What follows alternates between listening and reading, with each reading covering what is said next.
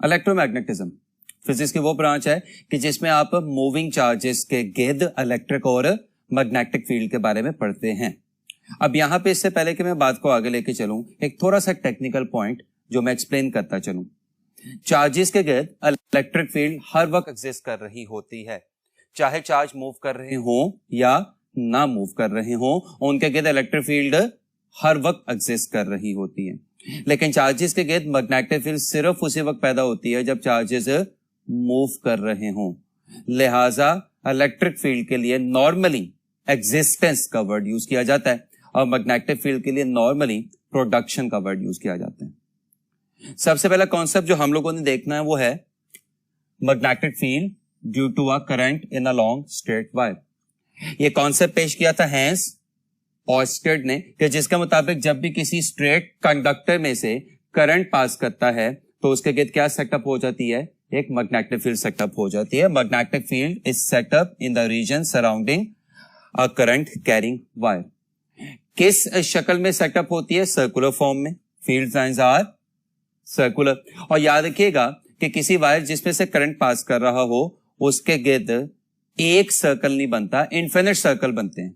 ये तमाम circles concentric होते हैं, यानी इनका सेंटर कहां पे लाई कर रहा होता है, वायर पे लाई कर रहा होता है। वो अलग बात है, जैसे जैसे आप वायर से दूर जाते जाएंगे वैसे वैसे मैग्नेटिक फील्ड के सर्कुलर पाथ का रेडियस तो ज्यादा होता जाएगा, लेकिन मैग्नेटिक फील्ड की स्ट्रेंथ कम होती जाएगी एंड वाइस वर्सा। जाहिर सी बात है करंट उस वक्त तक मैग्नेटिक फील्ड प्रोड्यूस करवाता रहेगा जब तक करंट फ्लो करता रहेगा।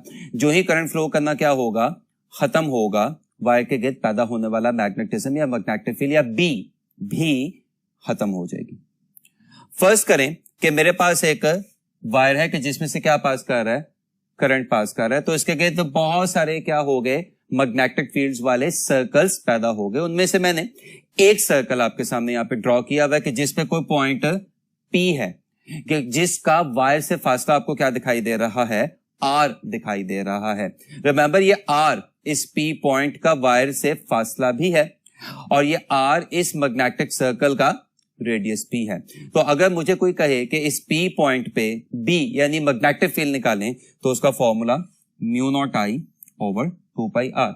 Mu naught permeability of free space, आगे जाके तफसीली बहस करूंगा। I वायर में से पास होने वाला current, 2 of course part of the formula, pi 3.14 ratio of circumference length to the diameter of the circle, और R मैं पहले ही बता चुका हूं कि वायर का P से फासला है या इस मैग्नेटिक सर्कल का रेडियस है।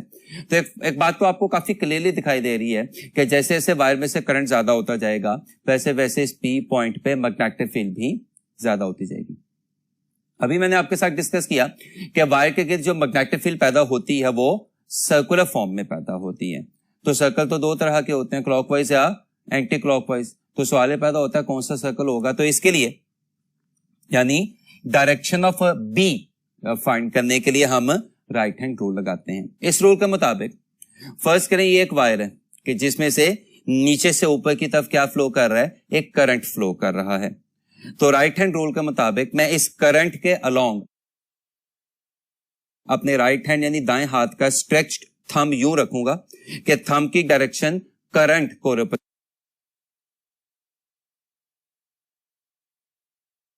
कर रही होगी, और जब मैं अपनी फिंगर्स को पाम यानी हथेली की, मुझे मैग्नेटिक फील्ड की डायरेक्शन दे देगी। मसलन अगर ये मेरे पास एक वायर है तो इसमें करंट किधर जा रहा है, नीचे से ऊपर की तरफ जा रहा है। तो जब मैं इस वायर को ऊपर से देखूंगा तो करंट किधर आ रहा है, नीचे से ऊपर यानी मेरी तरफ आ रहा है। तो ये आ गया thumb along the direction of current. और जब मैं अपनी उंगलियों को क्या करूंगा, रोटेट करूंगा, तो ये आपको कैसे रोटेट होती दिखाई दे रही है, ऊपर से एंटी क्लॉकवाइज।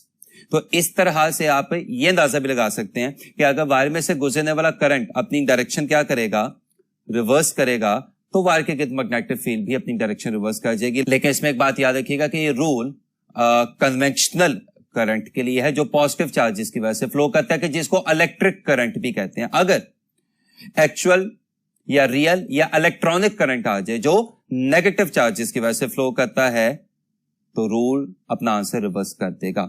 मसलन ये जो भी मैंने आपके साथ एग्जांपल डिस्कस की, अगर इसमें नीचे से ऊपर कन्वेंशनल करंट फ्लो कर रहा है, तो ऊपर से देखने से हमें मैग्नेटिक फील्ड कैसे दिखाई दी थी, अगर आपको याद हो, एंटी क्लॉकवाइज। लेकिन अगर यही करंट नीचे से ऊपर फ्लो कर रहा होता, लेकिन कौन सा करंट होता, इलेक्ट्रॉनिक यानी रियल या एक्चुअल करंट होता, तो फिर यही मैग्नेटिक फील्ड आपको ऊपर से देखने से क्लॉकवाइज दिखाई देनी थी। इसमें कुछ रिजल्ट्स जो एमसीक्यूज के लिए फ्रीक्वेंटली पूछे जाते हैं वो मैंने यहां पे लिख भी दिए हुए हैं कि जब एक मैग्नेटिक कंपास कहां पे पड़ी हो, एक यूनिफॉर्म मैग्नेटिक फील्ड में पड़ी हो, तो उस पर सिर्फ क्या लगता है, टॉर्क।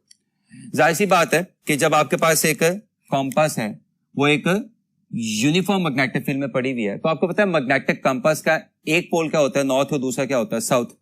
तो इसके दोनों किनारों पे uniform magnetic field equal and opposite force लगाना शुरू कर देगी, जिसके नतीजे में कपल की वजह से इस कंपास में सिर्फ क्या पैदा होगा, एक टॉर्क पैदा होगा। लिखा भी हुआ है, when magnetic compass is placed in uniform magnetic field यानी B, it experiences only torque. लेकिन अगर मैग्नेटिक कंपास कहां पे प्लेस हुई हो, नॉन यूनिफॉर्म मैग्नेटिक फील्ड में प्लेस हुई हो, तो फिर याद रखिएगा नॉन यूनिफॉर्म मैग्नेटिक फील्ड की वजह से उसके दोनों किनारों पे दो मुख्तलिफ फोर्सेस लगेगी। ठीक है, उनकी डायरेक्शन एक दूसरे से ऑपोजिट हो सकती है, लेकिन उनके मैग्नीट्यूड्स एक दूसरे के सेम नहीं होंगे।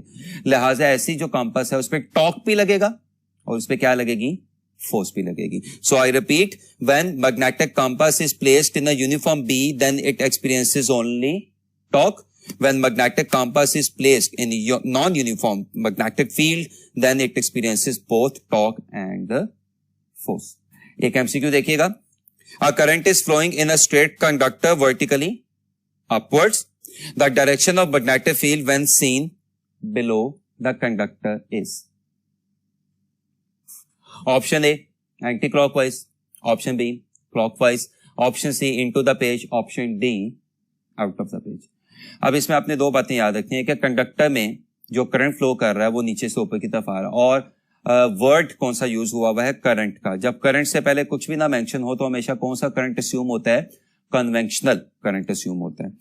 लेकिन दूसरी अहम बात क्या है कि अब आपने इस कंडक्टर को ऊपर से नहीं देखना, नीचे से देखना।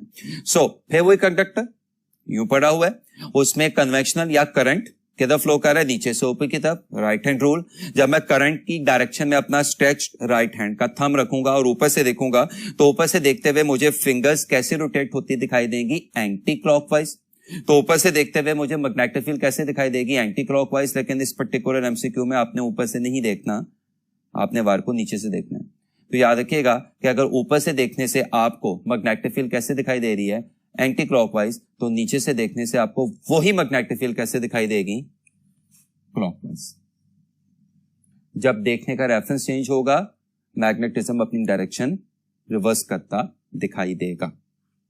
अगला एमसीक्यू देखिएगा, when a current of 2 ampere passes through a conductor, then the magnetic field at a distance of 10 centimeter from the conductor is, अभी फॉर्मूला हमने पढ़ा,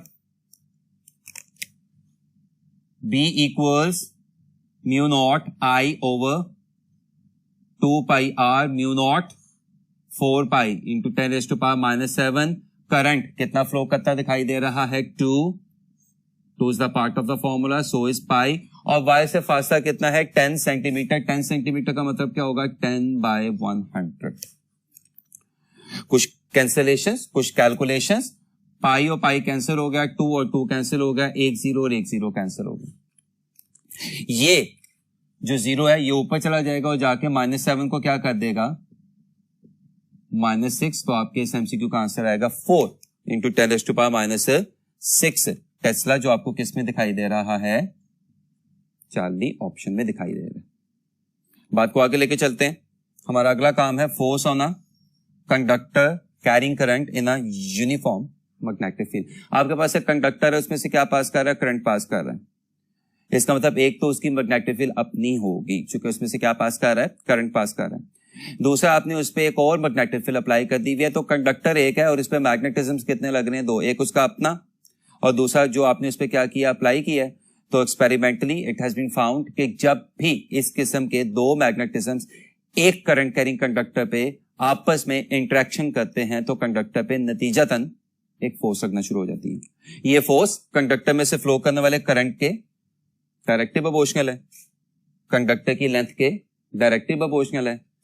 अप्लाइड मैग्नेटिक फील्ड के डायरेक्टली प्रोपोर्शनल है, याद रखिएगा बी अप्लाइड मैग्नेटिक फील्ड है, और applied magnetic field और कंडक्टर के दरमियान बनने वाले एंगल के साइन के डायरेक्टली प्रोपोर्शनल है। जब ये चारों रिजल्ट्स आपस में मिलते हैं तो क्या रिजल्ट आया था, F proportional to I L B sine theta.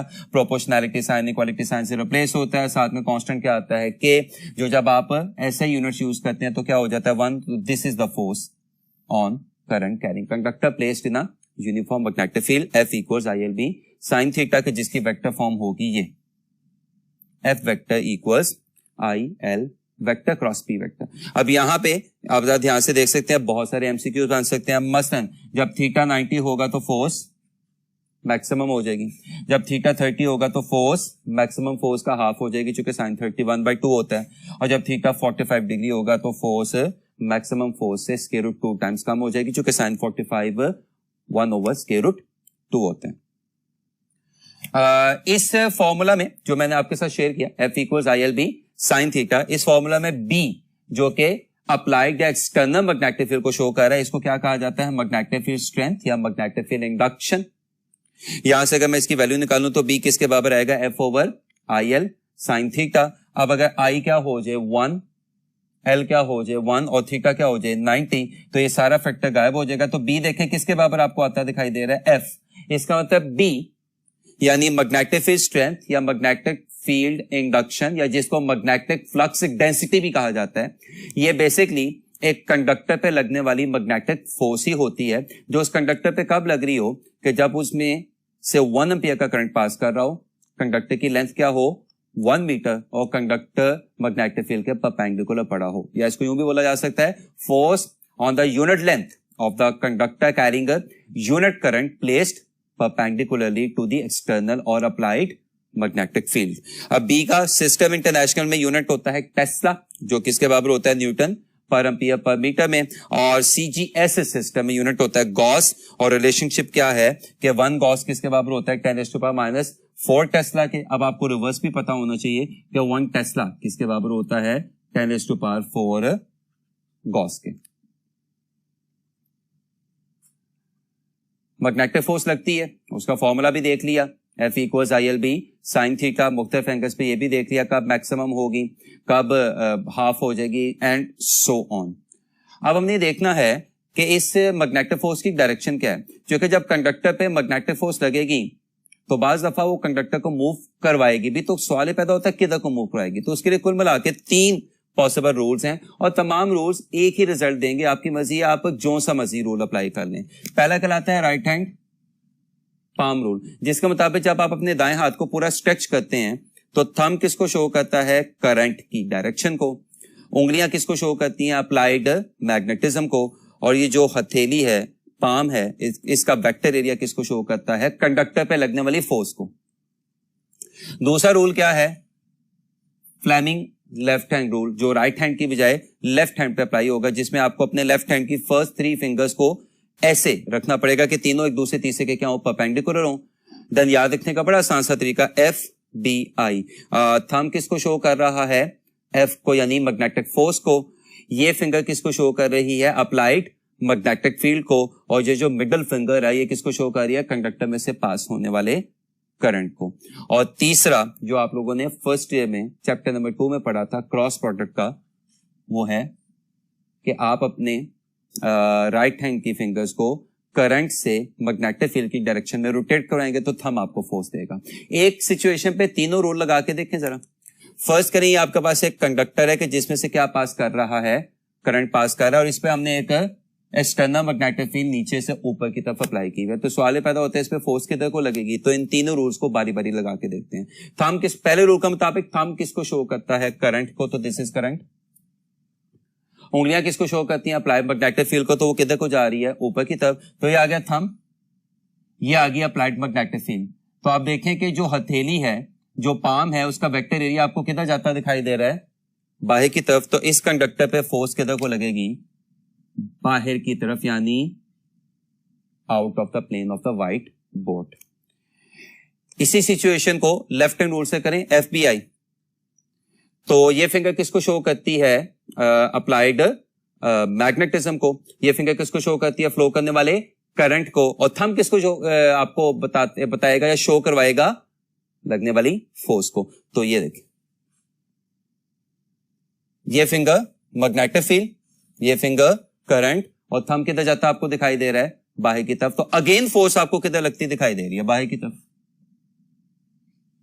और अब तीसरा रूल भी लगा के चेक कर लें, क्रॉस प्रोडक्ट वाला, कि जिसमें आपने अपने दाएं हाथ की फिंगर्स को लेंथ या करंट से अप्लाइड बी की तरफ रोटेट करना होता है, तो थंब आपको आंसर देता है। तो ये कंडक्टर की लेंथ है या करंट है, तो जब मेरी राइट हैंड की फिंगर्स करंट से मैग्नेटिक फील्ड की डायरेक्शन में रोटेट करेंगी, तो थंब आपको फिर किधर जाता दिखाई दे रहा है, बाहर की तरफ। तो एक ही सिचुएशन पे आप जो मर्जी रूल लगा लें, अगर आपने रूल सही लगाया तो आंसर बिल्कुल सेम आएगा। लेकिन इसमें फिर वही बात याद रखिएगा, तमाम रूल्स किसके लिए हैं, कन्वेंशनल करंट के लिए।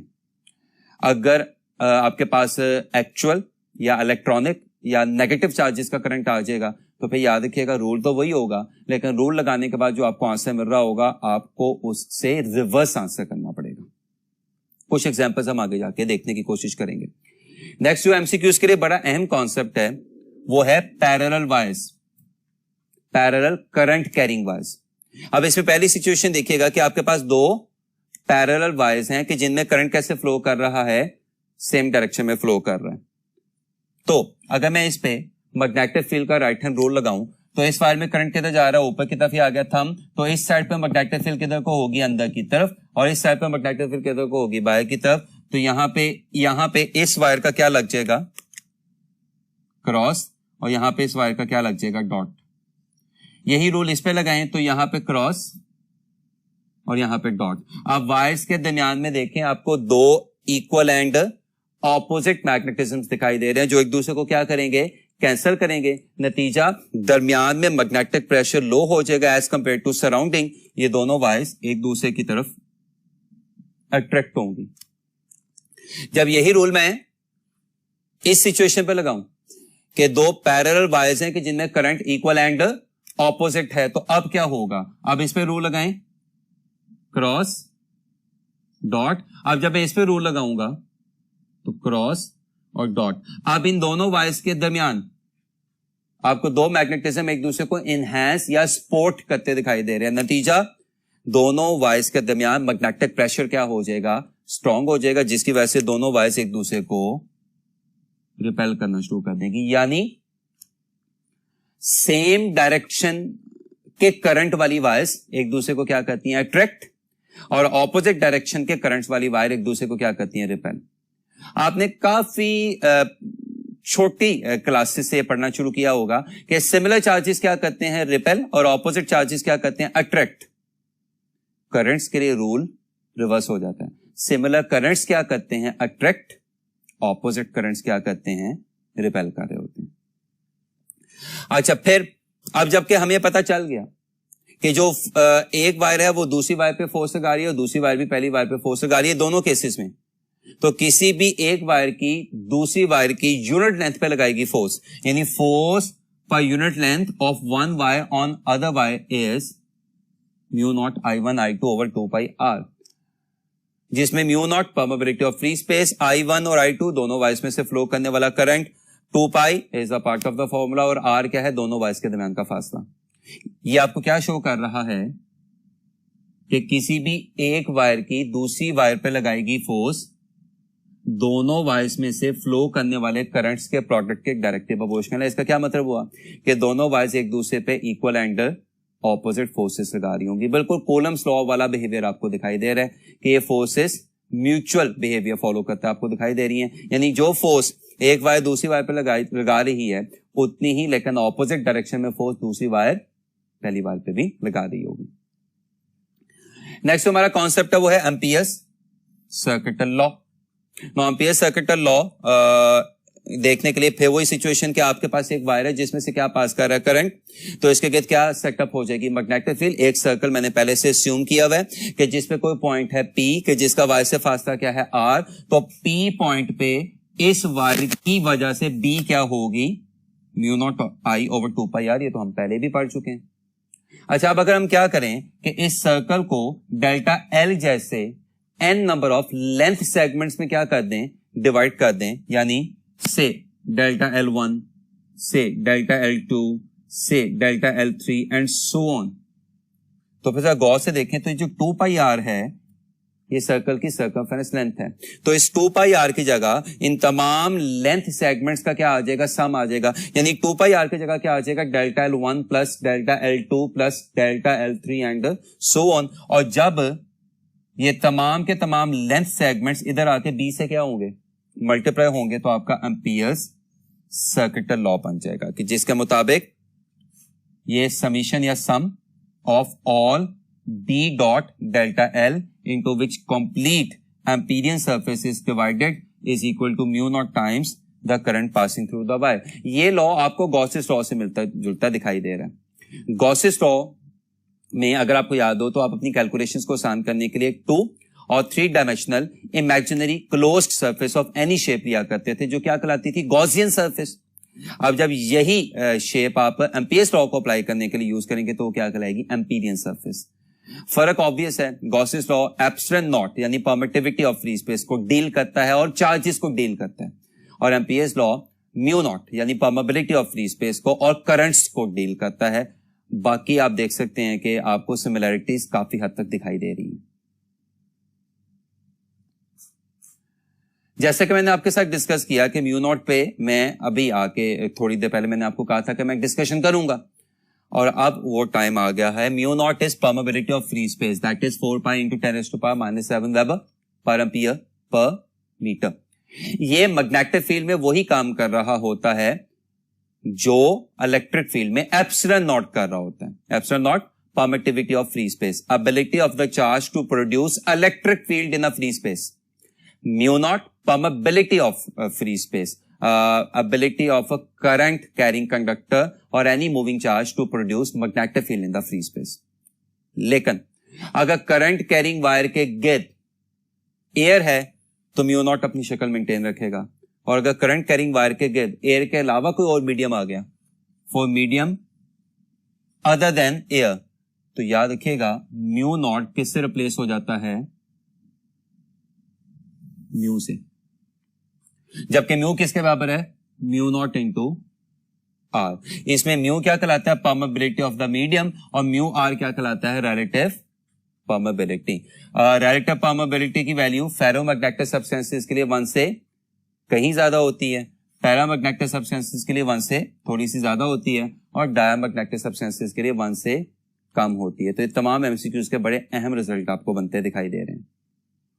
गॉसेस लॉ में अगर आपको याद हो तो आपने गॉसेस लॉ स्टेट या डिफाइन करवाने के बाद उसकी एप्लीकेशंस डिस्कस की थी, और उसकी एप्लीकेशंस क्या थी कि मुख्तलिफ सिमेट्री या अरेंजमेंट ऑफ चार्जेस की वजह से पैदा होने वाली ई यानी इलेक्ट्रिक फील्ड फाइंड करना। इसी तरह एम्पियर्स लॉ की जो प्रैक्टिकल एप्लीकेशन है वो है कि किसी भी सिमेट्री में एम्पियर्स लॉ को अप्लाई करते हुए मैग्नेटिक फील्ड फाइंड करना, और इसकी एक प्रैक्टिकल एप्लीकेशन आपकी टेक्स्ट बुक्स में भी दी हुई है और मैंने यहां पे भी लिखी हुई है, field due to a current carrying solenoid. एक सोलेनोइड कंडक्टिंग वायर होती है जो एक कोर के गिर्द हेलिकल फॉर्म में क्या हुई होती है, वाइंड अप हुई होती है। इसका बिहेवियर इलेक्ट्रोमैग्नेट होता है। क्या मतलब, जब सोलेनोइड में से क्या पास करता है, करंट पास करता है, तो सोलेनोइड कैसे बिहेव करना शुरू कर देता है, लाइक अ बार मैग्नेट। लेकिन सोलेनोइड बार मैग्नेट की तरह उस वक्त तक बिहेव करता रहेगा जब तक सोलेनोइड में से करंट पास करता रहेगा। That is why it is also known as electromagnet. अब इसको समझने के लिए फर्स्ट करें, मेरे पास एक सोलेनोइड है कि जिसमें आपको अपनी तरफ वाली टर्न्स में करंट किधर आता दिखाई दे रहा है, ऊपर से नीचे। तो अब जब सोलेनोइड के जिसमें से क्या पास कर रहा हो, करंट पास कर रहा हो, वो कैसे बिहेव करना शुरू कर देगा, बार मैग्नेट की तरह बिहेव करना शुरू कर देगा। तो सवाल पैदा होता है कि इसका कोई एक पोल क्या बन जाएगा, नॉर्थ, और कोई दूसरा पोल क्या बन जाएगा, साउथ। तो कौन सा पोल नॉर्थ बनेगा और कौन सा पोल साउथ बनेगा। तो इसके लिए भी एक राइट हैंड रूल है जिसके मुताबिक आप अपने राइट हैंड यानी दाएं हाथ की उंगलियों को करंट की डायरेक्शन में रोटेट करवाते हैं तो थंब आपको नॉर्थ पोल दे देगा। मसलन इस सोलेनोइड में आपको करंट किधर आता दिखाई दे रहा है, ऊपर से नीचे। तो जब सोलेनोइड में करंट ऊपर से नीचे आ रहा होगा तो जब मैं अपनी उंगलियों का क्या करूंगा, यूं रोटेट करूंगा, तो ये वाला पोल क्या बन जाएगा, नॉर्थ, ये वाला पोल क्या बन जाएगा, साउथ। सोलेनोइड के लिए मैग्नेटिक फील्ड सोलेनोइड के अंदर साउथ से नॉर्थ की तरफ होती है और सोलेनॉइड के बाहर नॉर्थ से साउथ की तरफ होती है। सोलेनॉइड के बाहर मैग्नेटिक फील्ड इतनी वीक होती है कि हम उसको प्रैक्टिकली क्या कर देते हैं, इग्नोर कर देते हैं। ये रिजल्ट भी यहाँ पे लिखा हुआ है कि outside the solenoid magnetic field is so weak as compare to that of inside, हम उसको क्या कर देते हैं, इग्नोर कर देते हैं। इनसाइड मैग्नेटिक फील्ड इंतहाई स्ट्रांग होती है, यूनिफॉर्म होती है और उसका फॉर्मूला क्या होता है, म्यू नॉट एन आई। जबकि इसमें स्मॉल एन क्या है, number of turns per unit length. इसमें स्मॉल एन क्या है, number of turns per unit length. So अभी मैंने आपके साथ क्या डिस्कस किया कि आउटसाइड मैग्नेटिक फील्ड क्या होती है, practically ignorable. Inside magnetic field क्या होती है, इंतहाई स्ट्रांग, म्यू नॉट एन आई। और इसमें स्मॉल एन क्या है, number of turns per unit length, और कैपिटल एन क्या है, सोलेनॉइड की टोटल नंबर ऑफ टर्न्स, और एल क्या है, पूरी सोलेनॉइड की लंबाई। आउटसाइड बी 0, इनसाइड बी इंतहाई स्ट्रांग।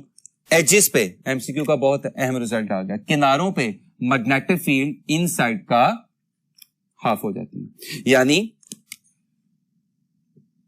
एजिस बीई एजिस पे मैग्नेटिक फील्ड इनसाइड का हाफ हो जाएगी।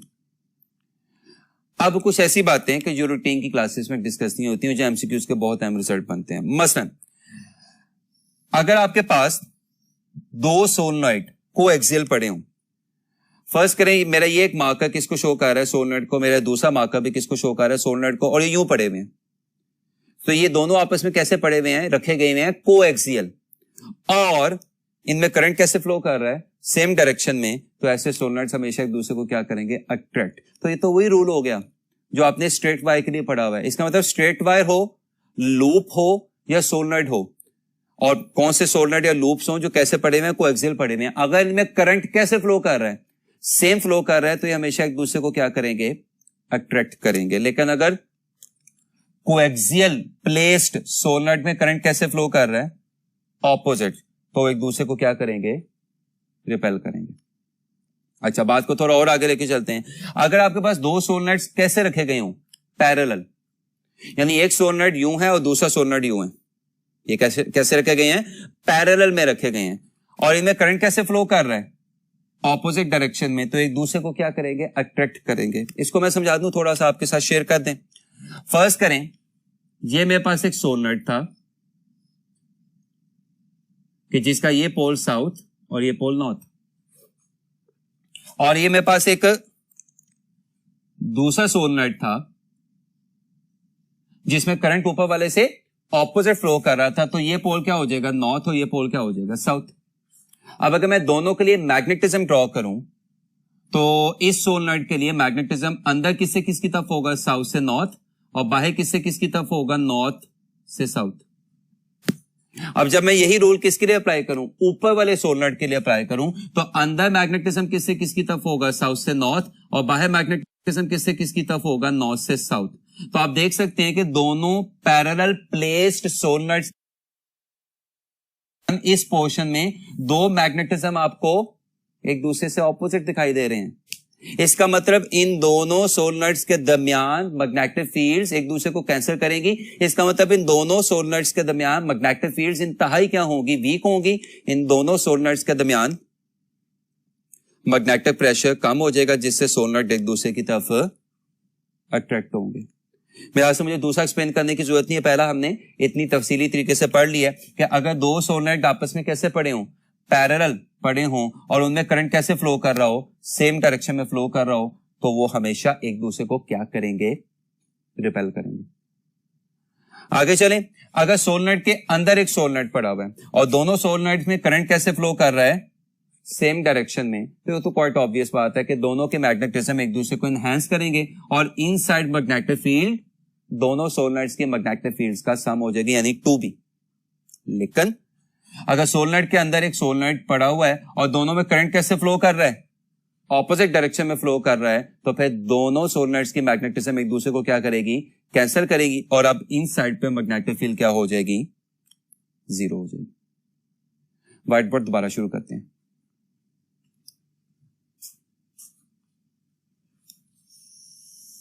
नेक्स्ट बात हम लोगों ने करनी है वो है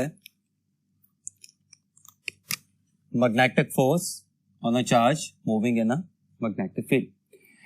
नाउ इस हिस्से में अगर आपको याद हो तो हमारा जो दूसरा टॉपिक था वो था magnetic force on a current carrying wire. और करंट कैरिंग वायर पे जब आप एक एक्सटर्नल मैग्नेटिक फील्ड अप्लाई करते हैं तो उस पे जो मैग्नेटिक फोर्स लगती है उसका फॉर्मूला क्या होता है, F equals IL b sin theta. भी हम लोगों ने देखा। अगर आपको याद हो तो ये जो मैंने यहाँ पे आर्टिकल लिखा हुआ है magnetic force on a charge moving in a magnetic field, ये प्रॉपर लॉन्ग क्वेश्चन था जिसकी लंबी चौड़ी कैलकुलेशन है। क्योंकि जाहिर सी बात है कि यहाँ पे हमारे पास कैलकुलेशंस का टाइम बिल्कुल नहीं है। सो मुझे कुछ ऐसा तरीका अडॉप्ट करना है कि जिससे अगले 5 से 10 सेकंड में ये पूरा आर्टिकल आपके सामने बकायदा सॉल्व हो जाए। उसके लिए मैं क्या कर सकता हूं, जरा ध्यान से देखिएगा। F equals IL b sin theta. Now ये वो फोर्स है जो किस पे लग रही है, पूरे करंट कैरिंग कंडक्टर पे लग रही है। या मैं यूं भी कह सकता हूं कि ये वो फोर्स है जो उस कंडक्टर में फ्लो करने वाले हर एक चार्ज पे लग रही है। यानी मैं ये भी कह सकता हूं कि ये वो फोर्स है जो उस कंडक्टर में मौजूद n नंबर ऑफ चार्जेस पे लग रही है। हम लोगों ने इस आर्टिकल में n नंबर ऑफ चार्जेस की बजाय सिंगल चार्ज पे लगने वाली फोर्स निकालनी है। तो उसके लिए मैं क्या करूंगा, बजाय इसके कि लंबी चौड़ी कैलकुलेशन करें और पूरा आर्टिकल सॉल्व करें, LB sin थीटा मैं इंटेंशनली I मिस कर गया हूं। I की जगह क्या लिखा जा सकता है, Q/T। और जरा इस फैक्टर को ध्यान से देखें, L/T को, व्हाट इज L/T, मीटर पर सेकंड। और मीटर पर सेकंड किसका यूनिट होता है, वेलोसिटी का। So this is the force on an number of charges moving in a uniform magnetic field and this is the force on a single charge moving in a uniform magnetic field. ये formula आ गया, F equals QVB sin theta. ये इसकी vector form आ गई, QV cross P। Q क्या है, उसका वो charge जिस पे आप मैग्नेटिक फोर्स निकाल रहे हैं, और V क्या है उस चार्ज की वेलोसिटी। और मैं पहले भी बता चुका हूं V क्या है, अप्लाइड मैग्नेटिक फील्ड। वही रूल्स, वही राइट हैंड पाम रूल, वही फ्लेमिंग लेफ्ट हैंड रूल, वही क्रॉस प्रोडक्ट रूल। बस फर्क क्या होगा कि थंब पहले किसको शो कर रहा था, करंट की डायरेक्शन को, थंब अब किसको शो करेगा, चार्ज की वेलोसिटी को। यानी करंट किससे रिप्लेस हो जाएगा, चार्ज की वेलोसिटी से रिप्लेस हो जाएगा। लेकिन यहां पे भी बेटा आपने एक बात याद रखनी है कि ये रूल पॉजिटिव चार्जेस के लिए एप्लीकेबल है। अगर आपके पास किसी एमसीक्यू में नेगेटिव चार्ज आ जाए, जैसे कि मैं पहले भी डिस्कस कर चुका हूं कि अगर आपके पास इलेक्ट्रॉनिक करंट आ जाए, नेगेटिव चार्जेस आ जाए, या इस केस में एक सिंगल नेगेटिव चार्ज आ जाए, तो फिर क्या करते हैं, रूल लगाते हैं।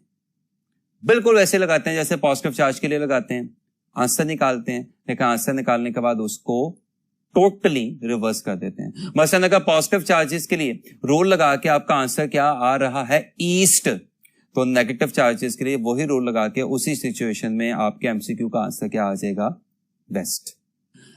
मैग्नेटिक फोर्स के कुछ बिहेवियर्स, जो चार्ज पार्टिकल पे मैग्नेटिक फोर्स लग रही होती है, it can not perform any work. सवाल पैदा होता है वर्क क्यों नहीं करवा सकती। याद रखिएगा ये डिफ्लेक्टिंग फोर्स है, ये सेंट्रीपिटल फोर्स है, और सेंट्रीपिटल फोर्स कभी भी क्या नहीं करवा सकती, वर्क नहीं करवा सकती। अगर आपको बात समझ नहीं आ रही तो ध्यान से ये सिचुएशन देखें। फर्ज करें ये चार्ज पार्टिकल है, ये जो कैसे मूव कर रहा था, सर्कुलर पाथ में, under the influence of a magnetic force और centripetal force. No magnetic force है, सेंट्रीपिटल फोर्स हमेशा किस तरफ को होती है, सेंटर की तरफ। जबकि किसी भी जगह पे सर्कुलर पाथ में मूव करते हुए चार्ज पार्टिकल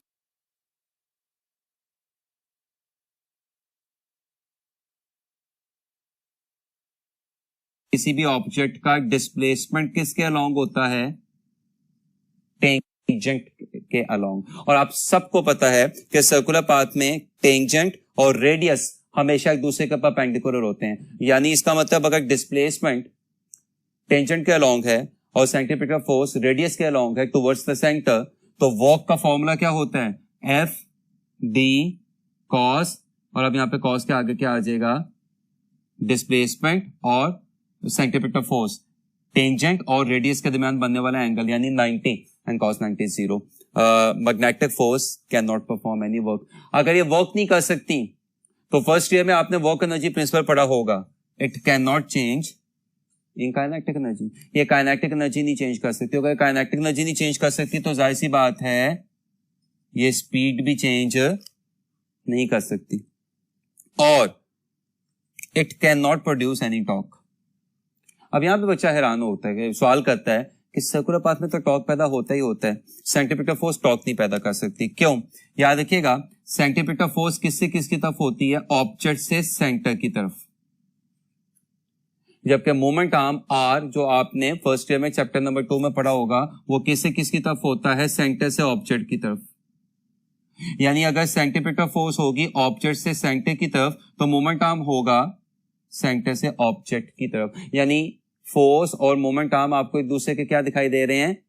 ऑपोजिट दिखाई दे रहे हैं। ऑपोजिट में कौन सा एंगल बनता है? 180। And recall the formula of torque. Now what is torque? R F sine theta, and theta in this case is 180 sin 180 is 0.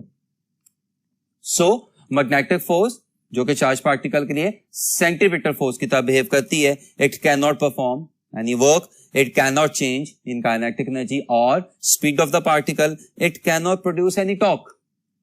तो सवाल ही पैदा होता है कि क्या ये कुछ कर भी सकती है कि नहीं कर सकती? जी बिल्कुल, ये डिफ्लेक्टिंग फोर्स है, तो ये सिर्फ क्या कर सकती है? चार्ज पार्टिकल की डायरेक्शन चेंज कर देती है।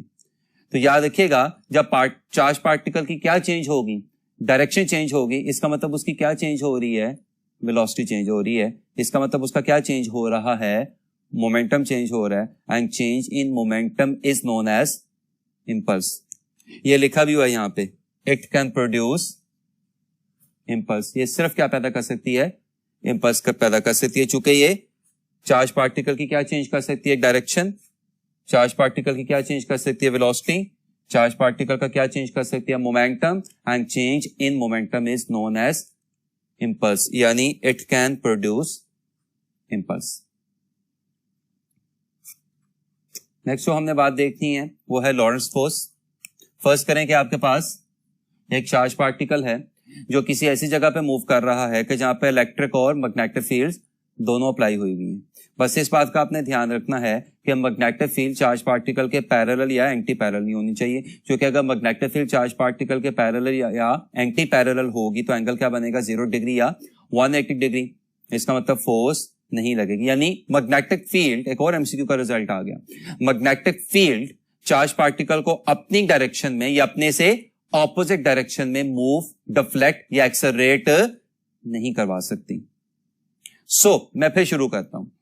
हमारे पास एक चार्ज पार्टिकल था जो किसी ऐसे रीजन, एक ऐसे इलाके में मूव कर रहा था कि जहां पे दोनों फील्ड्स मौजूद थी, इलेक्ट्रिक भी एंड मैग्नेटिक भी।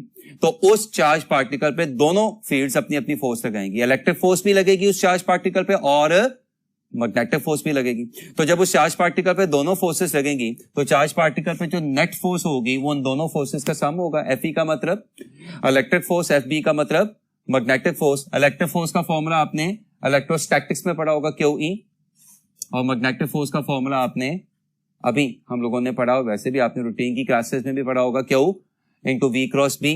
तो इन दोनों फोर्सेस का सम लेने के लिए अगर मैं यहां से चार्ज क्या ले लूं, कॉमन ले लूं, तो this is basically the Lawrence force of electromagnetism, कि जो कि किसी भी चार्ज पार्टिकल पे लगने वाली दोनों इलेक्ट्रिक एंड मैग्नेटिक फोर्सेस का क्या होती है? सम होती है। कुछ MCQs. An electron is projected in a uniform magnetic field directed towards north. If electron is moving towards east, magnetic force is. Now, ये मैंने यहां पे डायरेक्शंस के एरोस बना दिए और अब हम डेटा का एनालिसिस करने की कोशिश करते हैं। मैग्नेटिक फील्ड किसकी तरफ है? नॉर्थ की तरफ। तो ये आ गई मैग्नेटिक फील्ड, ये बी, और इलेक्ट्रॉन के तरफ मूव कर रहा है। If electron is moving towards east, तो इलेक्ट्रॉन की velocity towards east.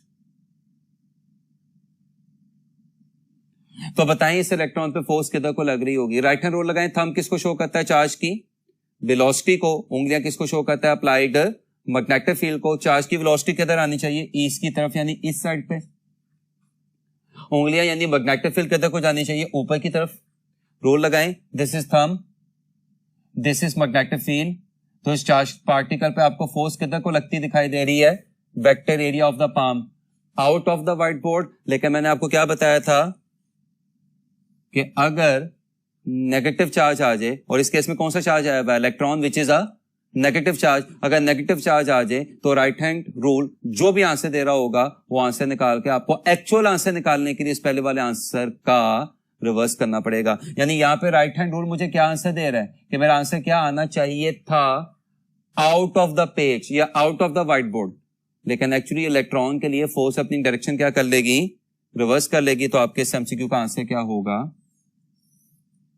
Into the page.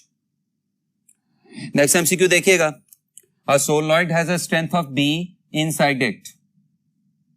If it is cut into two halves and same current is passed through any of the half, then the strength of B inside any half is. आपके पास एक solenoid था, से उसकी length क्या थी 10 metre. मैं एक example ले रहा हूं, आई नो 10 मीटर का सोलेनॉइड बहुत लेंथी हो जाएगा, मैं एक एग्जांपल ले रहा हूं। आपके पास एक सोलेनॉइड था, से उसकी लेंथ क्या थी 10 मीटर। आपने उसको दो हाफ्स में कट कर दिया। इसका मतलब हर हिस्से की लेंथ पहले के मुकाबले में हाफ होकर कितनी हो जाएगी, 5 मीटर। अब आपने क्या किया कि उनमें से कोई सा एक हाफ दोबारा ऑब्टेन किया और उसमें से क्या पास करवाया, करंट पास करवाया। अब बताएं उस हाफ के अंदर मैग्नेटिक फील्ड की वैल्यू क्या होगी। याद रखिएगा, और आपने पढ़ा भी हुआ है कि सोलेनॉइड के लिए इनसाइड मैग्नेटिक फील्ड का फॉर्मूला क्या होता है, mu not NI over NI। और इसमें स्मॉल n क्या होता है, number of turns per unit length. Solenoid को कट करने से इसमें कोई शक नहीं है कि सोलेनॉइड की लेंथ कम हो रही है, लेकिन उसकी नंबर ऑफ टर्न्स भी क्या हो रही होंगी, कम हो रही होंगी। तो उसका क्या मतलब है, जब आप सोलेनॉइड को कट करते हैं तो कट करने से सोलेनॉइड के लिए number of turns per unit length यानी स्मॉल n का फैक्टर तब्दील नहीं होता। इसका मतलब आप सोलेनॉइड को दो हिस्सों में कट करें, 3 हिस्सों में कट करें, 2 इक्वल हिस्सों में कट करें, 2 अनइक्वल हिस्सों में कट करें, 4 इक्वल हिस्सों में कट करें, 4 अनइक्वल हिस्सों में कट करें, पूरी बात की समरी यही है कि कटिंग से सोलेनॉइड का मैग्नेटिज्म या उसके किसी भी हाफ का मैग्नेटिज्म डिस्टर्ब नहीं होता, और वो वही रहेगा जो कटिंग से पहले ओरिजिनल सोलेनॉइड का था। आपके इस एमसीक्यू का आंसर क्या होगा, बीटा यानी बी, क्योंकि कट करने से number of turns per unit length disturb नहीं होती। लेकिन याद रखिएगा, सोलेनॉइड को एक्सपैंड करने से और सोलेनॉइड को कंप्रेस करने से मैग्नेटिज्म डिस्टर्ब होता है। मसलन अगर आप सोलेनॉइड को एक्सपैंड कर रहे हैं जिससे उसकी नंबर ऑफ टर्न्स तो वही हैं, लेकिन लेंथ में क्या हो रहा है, इजाफा हो रहा है, तो मैग्नेटिज्म यानी मैग्नेटिक फील्ड कम होनी शुरू हो जाएगी। और अगर आप सोलेनॉइड को कंप्रेस कर रहे हैं कि जिससे उसकी नंबर ऑफ टर्न्स तो वही हैं, लेकिन सोलेनॉइड की लेंथ क्या हो रही है, कम हो रही है, तो इससे उसकी मैग्नेटिक फील्ड में इजाफा होना शुरू हो जाएगा। क्योंकि magnetic field number of turns के क्या होती है, डायरेक्टली प्रोपोर्शनल, और सोलेनॉइड की लेंथ के क्या होती है, इनवर्सली प्रोपोर्शनल। में एक दफा फिर रिपीट करता चलूं, कट करने से सोलेनॉइड का मैग्नेटिज्म डिस्टर्ब नहीं होता, एक्सपैंड या कंप्रेस करने से सोलेनॉइड का मैग्नेटिज्म डिस्टर्ब होता है। अगर एक्सपेंशन ऐसे हो रही है कि नंबर ऑफ टर्न्स वही हैं और लेंथ बढ़ रही है, तो सोलेनॉइड की मैग्नेटिक फील्ड कम हो जाएगी। और अगर कंप्रेशन ऐसे हो रही है कि नंबर ऑफ टर्न्स वही हैं और सोलेनॉइड की लेंथ कंप्रेस करने की वजह से कम हो रही है, तो मैग्नेटिक फील्ड बढ़ जाएगी, स्ट्रांग हो जाएगी। नेक्स्ट एमसीक्यू देखिएगा, a helium atom is projected perpendicular to the B in a region. Force on this atom will become half of maximum if the angle of projection is. इस MCQ में सबसे अहम word कौन सा है, atom. ये सबसे अहम क्यों है कि आपको पता है atom on the whole neutral होता है। इसका क्या मतलब है कि एक एटम पे चार्ज 0 होगा। मैग्नेटिक फोर्स का फॉर्मूला क्या होता है, Q V B sin theta. सब कुछ हो, वेलोसिटी हो, मैग्नेटिज्म हो, एंगल हो, सब कुछ हो, लेकिन अगर एटम है तो इसका मतलब उसका चार्ज क्या होगा, 0, या उस पर चार्ज क्या होगा, 0। तो जब एटम पे चार्ज क्या होगा, 0 होगा, तो उस पर बाहर से कोई मैग्नेटिक फोर्स नहीं लग रही होगी। तो जब मैग्नेटिक फोर्स लग ही नहीं रही, जब मैग्नेटिक फोर्स है ही क्या, 0, तो याद रखिएगा 0 को हाफ करना, डबल करना, ट्रिपल करना ये पॉसिबल नहीं है। आपके इस एमसीक्यू का आंसर क्या होगा? डेल्टा, यानी नॉट पॉसिबल।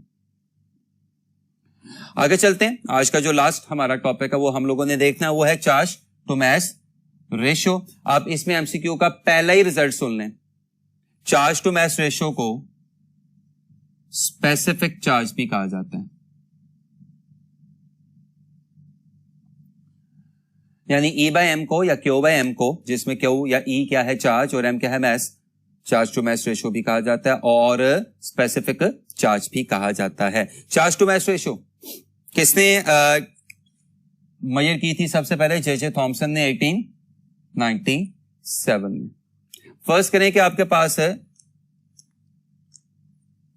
ये एक इलेक्ट्रॉन है, ऑफ कोर्स कि जिस पे चार्ज क्या होगा?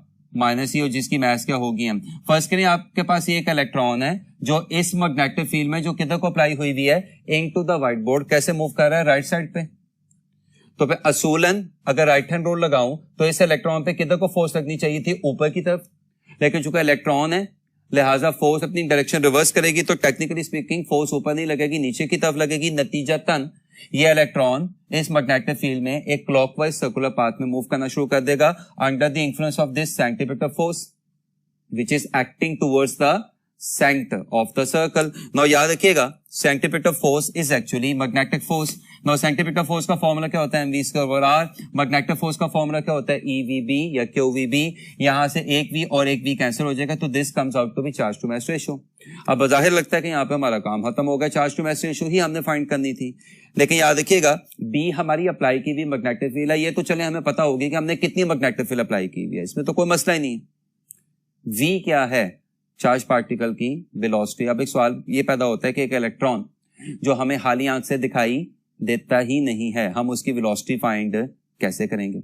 और दूसरा क्या है? उस इलेक्ट्रॉन के सर्कुलर पाथ का रेडियस, यानी दूसरा क्या है?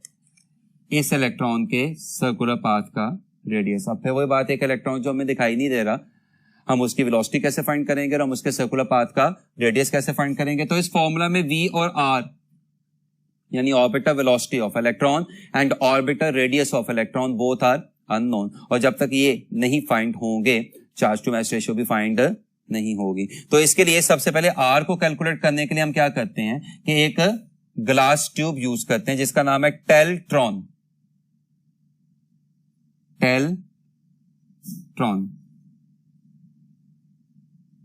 टेल्ट्रॉन दो अल्फाज का कॉम्बिनेशन है, टेली साइक्लोट्रॉन। टेली का मतलब दिखाना, टेलीवाइज करना, आपके सामने पेश करना, और साइक्लोट्रॉन का मतलब क्या होता है? एक ऐसा चार्ज पार्टिकल जो सर्कुलर पाथ में मूव कर रहा हो। तो टेल्ट्रॉन ट्यूब एक ऐसी ट्यूब होती है जो आपको सर्कुलर पाथ में मूव करते हुए चार्ज पार्टिकल को दिखाती है। लेकिन अभी मैंने आपके साथ ये डिस्कस किया कि इलेक्ट्रॉन तो देखा भी नहीं जा सकता, या मुझे कहना चाहिए कि अभी तक देखा भी नहीं गया, तो फिर ये ट्यूब हमें इलेक्ट्रॉन दिखाएगी? इसका आंसर है नहीं। ये इलेक्ट्रॉन के सर्कुलर पाथ को विजिबल करके दिखाएगी, यानी ये सर्कुलर पाथ को विजिबल कर देगी जिसमें इलेक्ट्रॉन ऑर्बिट कर रहा होगा। और इसके लिए हमने इस ट्यूब को क्या किया होता है? लो प्रेशर पे हाइड्रोजन गैस से फिल किया होता है। ट्यूब के अंदर एक कैथोड लगा होता है जिसको एक V वोल्टेज अप्लाई किया जाता है। वो V वोल्टेज कैथोड को हीटअप करता है जिससे थर्मियोनिक एमिशन होती है। कैथोड से क्या निकलते हैं? Free electrons. वो जो ही ट्यूब में एंटर होते हैं उन पे क्या अप्लाई हुई होती है? एक परपेंडिकुलर मैग्नेटिक फील्ड जो उन इलेक्ट्रॉन्स को क्या करना शुरू कर देती है? सर्कुलर पाथ में घुमाना शुरू कर देती है। इलेक्ट्रॉन ट्यूब के अंदर सर्कुलर पाथ में मूव करते हुए गैस के एटम से लगातार क्या कर रहे होते हैं? कोलाइड कर रहे होते हैं, उनको क्या करते जा रहे होते हैं? एक्साइट करते जा रहे होते हैं। और जब गैस के एटम्स थोड़ी देर बाद क्या होते हैं? डी एक्साइट होते हैं, तो अपने में से क्या करते हैं? एक मखसूस कलर की लाइट निकालते हैं जिससे इलेक्ट्रॉन्स का ट्यूब के अंदर सर्कुलर पाथ विजिबल हो जाता है। और जो ही वो सर्कुलर पाथ विजिबल हो जाता है वहां से आप बड़ी आसानी से सर्कल का डायमीटर और डायमीटर को 2 पे डिवाइड करके सर्कल का रेडियस निकाल सकते हैं। तो आर का मसला तो हल हुआ। अब जहां तक वेलोसिटी का ताल्लुक है तो वेलोसिटी का मसला हम इस तरह से हल करते हैं कि हम वेलोसिटी को एलिमिनेट ही कर देते हैं, यानी हम वेलोसिटी की जगह कुछ ऐसे वेरिएबल्स लिख देते हैं कि जो आसानी से मेजरेबल हो। और उसके लिए law of conservation of energy, increase in kinetic energy is equal to decrease in electric potential energy. What is kinetic energy? Half mv square. What is electric potential energy? ev. Confuse ना होइएगा please. m क्या है? Electron की मास. e क्या है? Electron पर charge. v क्या है? इलेक्ट्रॉन की velocity moving in a circular path. तो v वही वोल्टेज है जो आपने इलेक्ट्रॉन ट्यूब के कैथोड पे अप्लाई किया हुआ है. यहां से अगर मैं वेलोसिटी की वैल्यू निकालूं तो this comes out to be this, और जब मैं इस वैल्यू को यहां पर प्लेस करूंगा तो चार्ज टू मास रेशियो का फाइनल फॉर्मूला आ जाएगा ये. मैं फिर बता रहा हूं, v क्या है? ट्यूब के इलेक्ट्रॉन ट्यूब के कैथोड पे अप्लाई किया हुआ वोल्टेज. p क्या है? Applied magnetic field. और आप हम पहले फाइंड कर चुके हैं. इस फॉर्मूला से आप इलेक्ट्रॉन की चार्ज टू मास रेशियो बड़ी आसानी से निकाल सकते हैं, which comes out to be 1.75 into 10⁻11 coulomb per kilogram. और इसमें याद रखिएगा इलेक्ट्रॉन के लिए charge to mass ratio proton से ज्यादा होती है, जबकि प्रोटॉन की charge to mass ratio alpha से ज्यादा होती है. कॉमन सेंस है, इलेक्ट्रॉन और प्रोटॉन पे चार्ज क्या है? सेम है, लेकिन इलेक्ट्रॉन की मास कम है और प्रोटॉन की मास ज्यादा है. इसका क्या मतलब होगा कि प्रोटॉन के लिए चार्ज टू मास रेशियो कम हो जाएगी. मैं फिर बोल रहा हूं, इलेक्ट्रॉन के लिए charge to mass ratio proton से ज्यादा होती है. प्रोटॉन के लिए चार्ज टू मास रेशियो या जिसको स्पेसिफिक चार्ज कहा जाता है अल्फा से ज्यादा होता है, और अल्फा के लिए charge to mass ratio neutron से ज्यादा होती है. इनफैक्ट न्यूट्रॉन के लिए चार्ज टू मास रेशियो 0 होती है, क्योंकि न्यूट्रॉन पे कोई चार्ज एग्जिस्ट नहीं कर रहा होता. अब यहां पे एमसीक्यू के बहुत सारे रिजल्ट बन सकते हैं. मसलन अगर P1 और P2 इक्वल हो जाएं, यानी दो चार्ज पार्टिकल एक ही मैग्नेटिक फील्ड में परपेंडिकुलरली एंटर हो रहे हैं विद सेम मोमेंटम, तो उनके सर्कुलर पाथ की जो रेडियाइज की जो रेशियो होगी वो किसके बराबर होगी? R1 over R2 equals Q2 by Q1. ये निकालना इतना मसला नहीं. अभी हमने किया E by M या Q by M equals V over dr. यहां से अगर मैं R की वैल्यू निकालूं तो R किसके बराबर होगा? mv over EB या QB, और mv होता है momentum. MCQ with in MCQ. मैंने क्या बताया कि अगर दो चार्ज पार्टिकल एक ही मैग्नेटिक फील्ड में परपेंडिकुलरली एक ही मोमेंटम के साथ एंटर हो रहे हैं तो P1 इक्वल्स P2 का क्या मतलब है? P constant. दोनों पे मैग्नेटिक फील्ड सेम लग रही है तो B कांस्टेंट, तो इसका क्या मतलब है? R is directly proportional to Q. R is inversely proportional to Q. तो R is inversely proportional to Q का क्या मतलब है? R1 over R2 equals Q2 by Q1. आगे अगर वही दो चार्ज पार्टिकल एक ही मैग्नेटिक फील्ड में एक ही वेलोसिटी के साथ एंटर हो रहे हो तो अब जाहिर सी बात है कि V क्या हो गया? कांस्टेंट, और B क्या हो गया? कांस्टेंट. तो अब इसका क्या मतलब होगा? R is directly proportional to M by Q.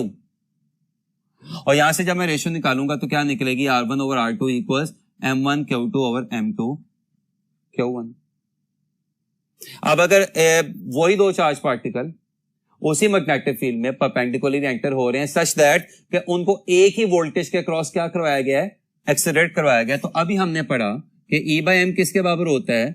2V over B square R square. ये क्या शो कर रहा है? R square is proportional to M over E या M over Q, या R is directly proportional to square root M over Q. तो अब ratio क्या बन जाएगी? R1 R2 equals square root M1 Q2 over M2 Q1. तो same momentum पे R1 over R2 equals Q2 by Q1, same velocity पे R1 over R2 equals M1 Q2 over M2 Q1, same voltage पे R1 over R2 equals square root M1 Q2 over M2 Q1. और अगर वही दो charge particle हो, आप देखें MCQ के रिजल्ट बनते जा रहे हैं, अगर वही दो चार्ज पार्टिकल हो वो एक ही मैग्नेटिक फील्ड में परपेंडिकुलरली सेम काइनेटिक एनर्जी के साथ एंटर हो रहे हो तो R1 over R2 equals Q2 by Q1 square root M1 by M2. ये निकालना भी कोई इतना मसला नहीं है. आप सिंपली इस फॉर्मूला में काइनेटिक एनर्जी की वैल्यू रिप्लेस कर दें जो किसके बराबर होती है? QV. तो यहां से अगर मैं V निकालूं तो V किसके बराबर आ जाएगा? Kinetic energy over Q.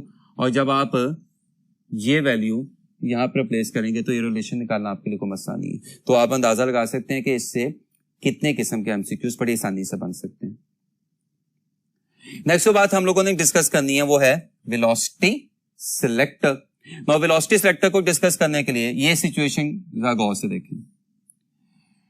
मेरे पास एक एरिया था, एक रीजन था कि जहां पे इलेक्ट्रिक फील्ड भी अप्लाई हुई थी और मैग्नेटिक फील्ड भी अप्लाई हुई थी। इलेक्ट्रिक फील्ड अप्लाई हुई भी है नीचे से ऊपर, anode cathode, electric lines of force are always from positive to negative charge. और मैग्नेटिक फील्ड किधर को अप्लाई हुई है? बाहर की तरफ। रिमेंबर ये जो ब्लैक लाइंस हैं ये किसको शो कर रही हैं? नीचे से ऊपर की तरफ जो लाइंस हैं ये किसको शो कर रही हैं? इलेक्ट्रिक लाइंस ऑफ फोर्स को। और ये जो डॉट लगा हुआ है किसको शो कर रहा है? मैग्नेटिक फील्ड को, जो किधर को है? बाहर की तरफ है। अब आप देख सकते हैं कि वेलोसिटी सिलेक्टर में पहली बात आपको क्या दिखाई दे रही है कि E और B एक दूसरे के परपेंडिकुलर होती हैं, यानी इलेक्ट्रिक फील्ड और मैग्नेटिक फील्ड दोनों होती हैं लेकिन दोनों एक दूसरे के परपेंडिकुलर होती हैं। अब इस रीजन में एक पॉजिटिव चार्ज पार्टिकल आपको v वेलोसिटी के साथ एंटर होता दिखाई दे रहा है। तो इस पॉजिटिव चार्ज पार्टिकल पे इलेक्ट्रिक फोर्स किधर को लगेगी? पॉजिटिव से नेगेटिव, यानी नीचे से ऊपर।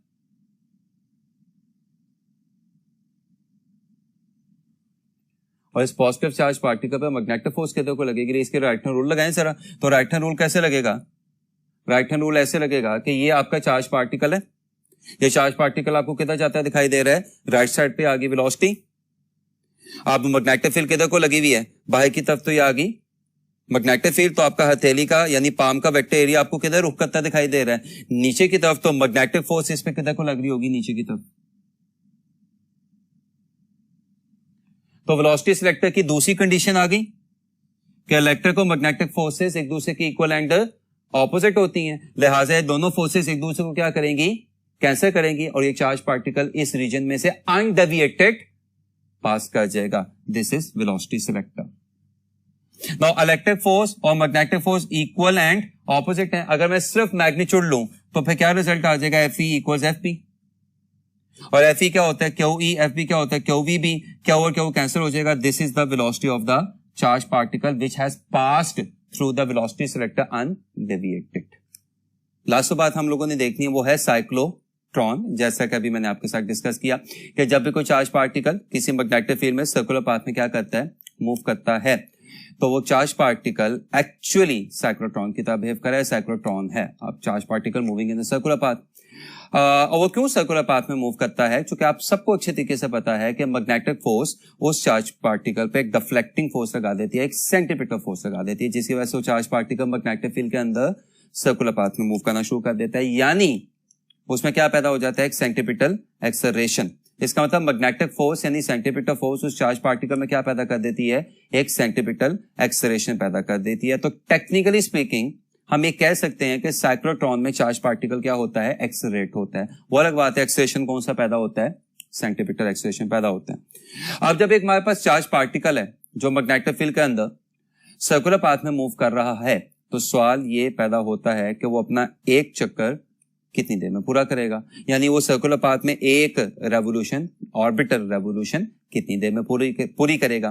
तो ये टाइम कहलाता है टाइम पीरियड, जिसका फॉर्मूला मैंने यहाँ पे लिखा हुआ। सवाल पैदा होता है फॉर्मूला कहां से सामने आया? तो अभी हम लोगों ने पढ़ा, ज्यादा देर नहीं हुई, कि Q/M किसके बराबर होता है? V/dr। यहां से अगर मैं V की वैल्यू निकालूं तो वो किसके बराबर आ जाएगी? QBr/M। आप सबको पता है कि S किसके बराबर होता है? VT। तो यहां से अगर मैं T निकालूं तो T किसके बराबर आएगा? S/V। अब जरा ध्यान से देखिएगा कि V वैसे का वैसा, जहां तक किसका ताल्लुक है? S का। तो सर्कुलर पाथ में कितना S कवर होता है? 2πr। सर्कुलर पाथ में कितना S कवर होता है? 2πr का। और V की जगह क्या रिप्लेस किया जा सकता है? QBr/M। This is the time period for a cyclotron moving in the circular path. ये टाइम पीरियड आ गया। अब देखें एमसीक्यू के रिजल्ट बनते जा रहे हैं लगातार। टाइम पीरियड आ गया। अब यहां से हमने क्या निकालनी है? फ्रीक्वेंसी निकालनी है। तो फ्रीक्वेंसी निकालने के लिए आप क्या करें? टाइम पीरियड का इनवर्स कर दें। तो जब आप फ्रीक्वेंसी निकालने के लिए टाइम पीरियड का इनवर्स करेंगे तो क्या होगा? कि वो भी ऊपर चला जाएगा, 2πm नीचे आ जाएगा। This is the frequency of the cyclotron. अब देखिएगा एमसीक्यू बनने का सिलसिला भी खत्म नहीं हुआ। अगर मैं ये 2π जो इधर डिवाइड हो रहा है उसको उधर लेके जाके f से क्या कर दूं? मल्टीप्लाई कर दूं, तो क्या बन जाएगा? 2πf equals QB/M। और आप सबको पता है कि 2πf किसके बराबर होता है? एंगुलर फ्रीक्वेंसी या एंगुलर वेलोसिटी। तो आपको क्या दिखाई दे रहा है? कि cyclotron means a charge particle moving in a circular path in a magnetic field the time period is 2 pi m over QB, जिसमें m क्या है, mass of the charge particle, और Q क्या है, charge on the charge particle, और B क्या है, वो मैग्नेटिक फील्ड जिसके अंदर चार्ज पार्टिकल सर्कुलर पाथ में मूव कर रहा है। This is the expression for time period of a cyclotron, this is the expression for frequency of a cyclotron, and this is the expression for angular frequency of the cyclotron. White board दोबारा शुरू करते हैं।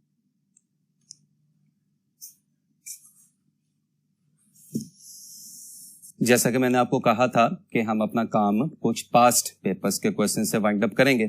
सो आइए कुछ ऐसे MCQs देखते हैं जो पास्ट पेपर्स में पूछे जा चुके हुए हैं, पास्ट एंट्री टेस्ट के पेपर्स में पूछे जा चुके हुए हैं। इस हिस्से में सबसे पहला क्वेश्चन, अगेन पास्ट पेपर्स में आसान क्वेश्चन भी आते हैं और मुश्किल क्वेश्चन भी आते हैं, तो ये मेरे ख्याल से काफी आसान क्वेश्चन बन गया। The unit of magnetic flux density is Tesla. Tesla जब पूरा लिखा जाएगा तो स्मॉल लेटर्स में, और जब टेस्ला का पहला लेटर लिखा जाएगा तो चूंकि it is after the name of a scientist Nikolai Tesla, तो कैपिटल टी लिखा जाएगा। It can also be written as, आप सबको पता है कि B बराबर होता है F over IL sine theta. अब यहां पे मैं अगर तमाम चीजों के यूनिट्स लूं तो फोर्स का न्यूटन, करंट का एम्पियर, लेंथ का मीटर, साइन थीटा का कोई यूनिट नहीं होता, और मैग्नेटिक फील्ड का यूनिट आपको क्या दिखाई दे रहा है, टेस्ला। तो यहां से आपको टेस्ला क्या बनता दिखाई दे रहा है, न्यूटन पर एम्पियर पर मीटर। यानी आपके इस एमसीक्यू का आंसर क्या होगा, डेल्टा, यानी न्यूटन पर एम्पियर पर मीटर। अगला क्वेश्चन देखिएगा please. If a conductor of length 7 metre in the magnetic field of strength 0.3 tesla carrying current of 1 ampere is placed perpendicularly to the magnetic field, what will be the force acting on the conductor। आपके पास एक conductor है, उसकी length कितनी है, 7 metre, वो एक magnetic field में पड़ा हुआ है कि जिसकी स्ट्रेंथ क्या है, 0.3 टेस्ला, और इसमें से करंट कितना पास कर रहा है, 1 एम्पियर का, और वो मैग्नेटिक फील्ड के कैसे पड़ा हुआ है, परपेंडिकुलरली। आपने उस कंडक्टर पे लगने वाली फोर्स निकालनी है।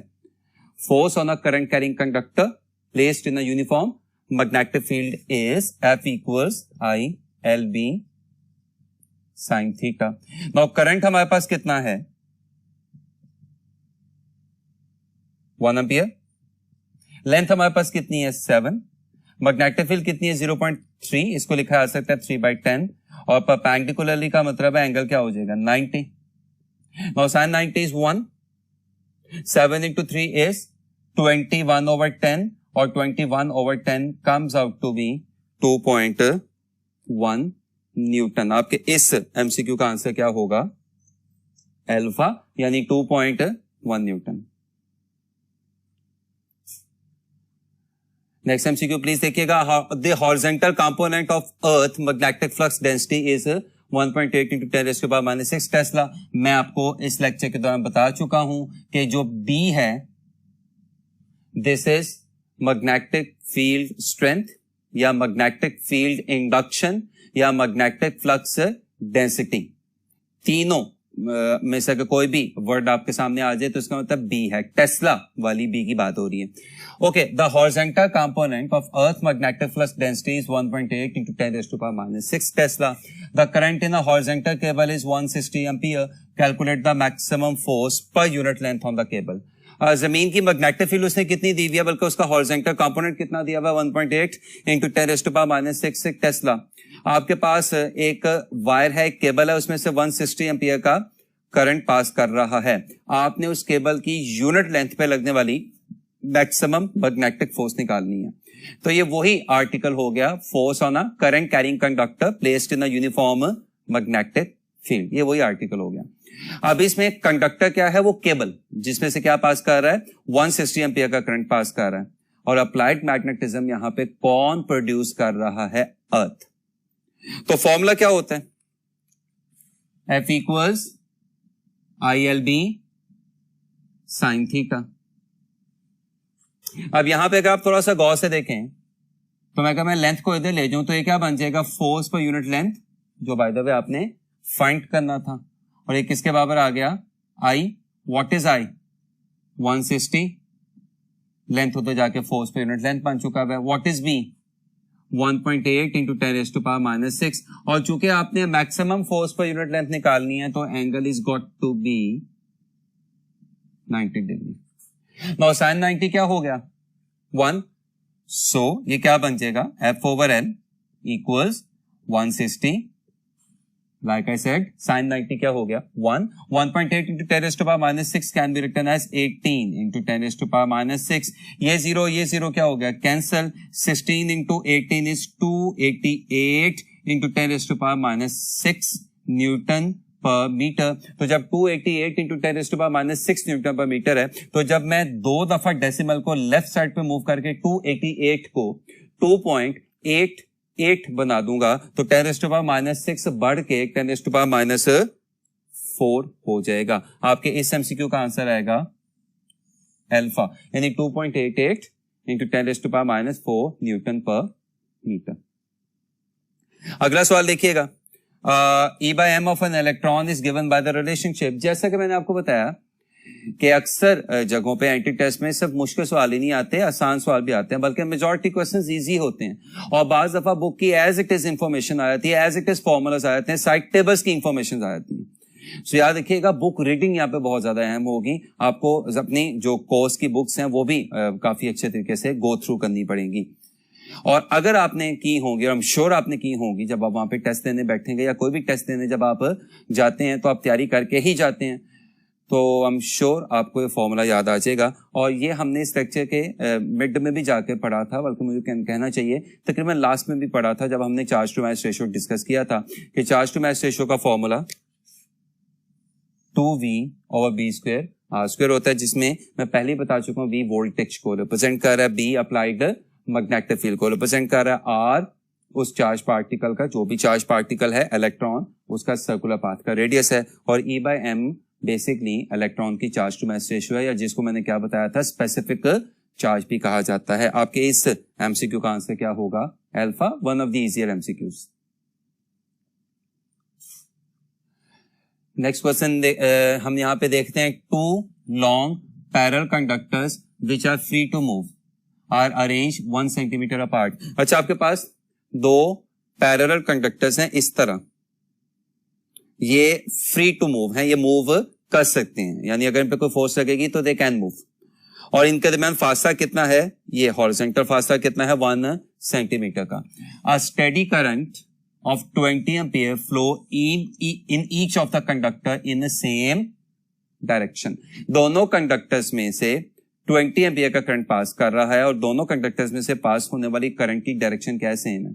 यानी 2 कंडक्टर्स, उनके दरमियान फासला कितना 1 सेंटीमीटर, दोनों पैरेलल आपस में प्लेस हुए हुए हैं, इनमें दोनों में करंट कैसे फ्लो कर रहा है 20 एम्पियर, और दोनों में फ्लो करने वाले करंट की डायरेक्शन क्या है, सेम है। The conductors remain stationary, may move towards each other, may move away from each other, move at right angles to each other।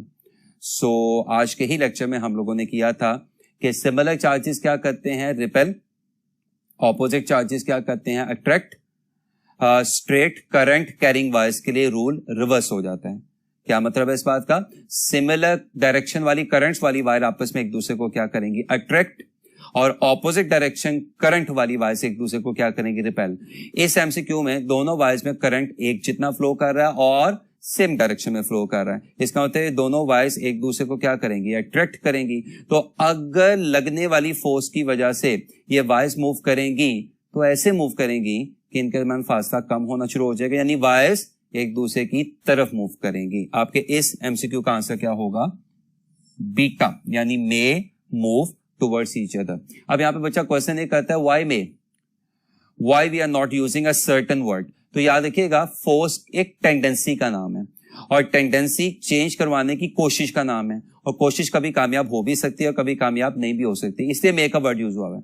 इसका मतलब इन दोनों वायर्स पे एक दूसरे की तरफ फोर्स लगेगी, तो हो सकता है कि एक दूसरे की तरफ मूव कर जाएं, और ये भी हो सकता है कि एक दूसरे की तरफ मूव ना करें। अगेन इसका मतलब टेक्निकली स्पीकिंग अल्फा भी इतना गलत नहीं है, but MCQ is all about picking up the best option among the given ones. और इन दोनों में से अगर मुझे किसी को पिक करना होगा तो मैं बीटा को पिक करूंगा कि इनमें शायद एक दूसरे की तरफ मूव करने की टेंडेंसी एग्जिस्ट करेगी और ये मूव करना शुरू कर देंगी। आई रिपीट, आपके एमसीक्यू का आंसर क्या होगा, बीटा। नेक्स्ट क्वेश्चन देखिएगा, आ neutron having a mass equal to that of proton 1.6 into 10 raised to power minus 27 kilogram is moving in a magnetic field of intensity 1.2 into 10 raised to power minus 3 Tesla with a speed of 2 into 10 raised to power 7 meter per second. What is the maximum force experienced by the neutron? आपके इस MCQ में सबसे अहम word कौन सा है? Neutron. और आप सबको पता है कि neutron is a neutral particle जिसपे कोई चार्ज नहीं होता।